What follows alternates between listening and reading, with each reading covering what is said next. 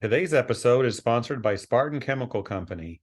Family owned and operated since 1956, Spartan Chemical is a leading manufacturer of superior and cost-effective specialty chemical products sold through select, trusted distributors. Spartan Chemical makes clean simple. For more information, please visit spartanchemical.com.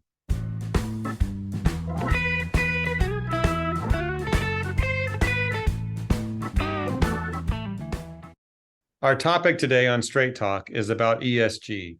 And I have to admit, it wasn't too long ago in my life that if someone asked me about ESG, I would say, I never eat it. You might get the correlation. All joking aside, we know how important ESG is to the industry.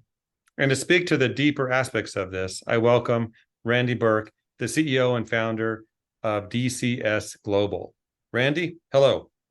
Jeff, good day, good day. Very much looking forward to this talk as always with you. You know, my reference to MSG, hopefully we don't ruffle any feathers there, but ESG is important. But some people may not know exactly what that is. Mm-hmm. Why don't we start with the acronym? Sure. Why is that important? Yeah, well, E, environment, S, social responsibility, G, governance. And the reality is that almost all board of directors are now being held to those standards of operations and reporting around those three key items. So it does filter down. It's very important.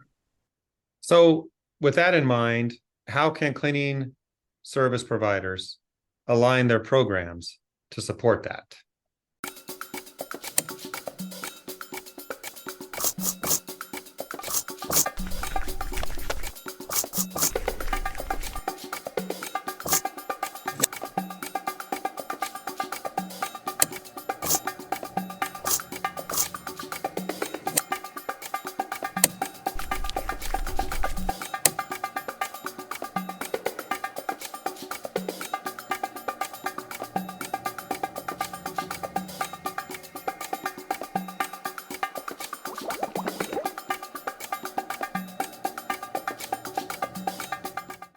And part of it too, just I'll start off, is reducing risk on some level, because there is some top-down push on this, but you can get blowback. But really, when you look at, environment in particular, it really is a lot about carbon reduction.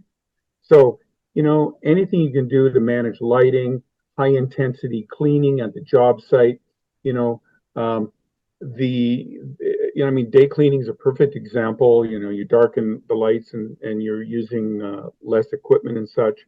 But anything that you can do on the carbon reduction side is paramount. Second of all, certainly it's around the intensity use of chemicals. We've all been there, green cleaning and that, but if you reduce the intensity of cleaning, cut scope, or you're using less chemicals, again, that's a natural. So, but mostly it's actually carbon. Social responsibility, clean for health for sure. You've got a clean environment and a healthy environment. That's important, but it goes beyond that, really, into to some degree how staff are treated. Employment practices, use of subcontractors, fair wages, living wages, all of those things. I mean, that is part of, our social contract, so to speak. So I think that's going to be important also, and can be looked at.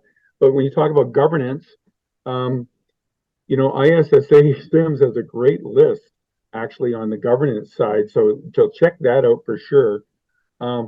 But also, there is certain things. I mean, that's why we're in business, third-party subject matter experts oversight. So do you have something internal that is like that outside your group that's providing oversight?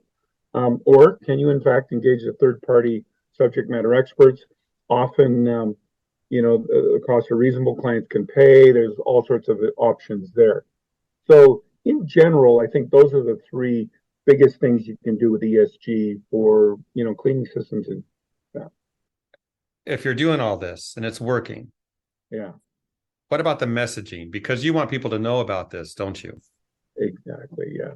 It's important, I think, to get records to show your overall policies, procedures, kind of as a background as an operator. But record what you're doing and send it up the ladder. You might be surprised how quick the uptake is, and it certainly can be a career improvement move. But a lot of this is real. I mean, when you think about ESG, like why wouldn't you? So spend some time, align, and make sure that it is real. Put the information in your operational reports and even in your proposals if you happen to be a service provider. Um, it is picking up speed. You're going to get points for it if somebody is scoring. So I think that communications piece is important. Little video, things like that are easy to do and highly recommended. Yeah. If you're doing good, you want others to know about it. And points sound good to me. Yeah, exactly. Yeah, it makes sense. Okay. So last question, Randy. We talked about all these positives. Are there any negatives or pitfalls to think about or to avoid? Yeah, there absolutely is. When you think about it, Jeff, for instance, stuff can happen.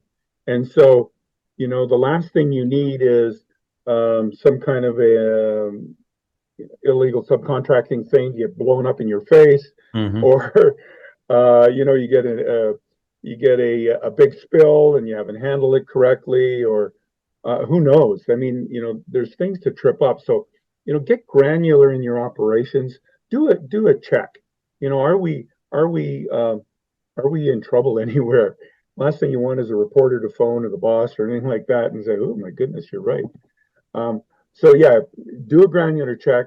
Have a look at what's going on. Make sure you're not running afoul on any of the issues, and feed information. That's one of the biggest things you can do. But yeah, have a good look around. Talk to your people. A lot of times they know more than you do. Hey, I would have a little communicate go out internally. Mm. Just very simple. This is what our objectives are. Do you see any issues at this point? And you may not know what's going on in your operations at some point, and then it's like, okay. Um, but yeah, that's I think that's the biggest single thing is be prepared. Don't get busted. It's not going away. This is here for good. It's part of the business fabric.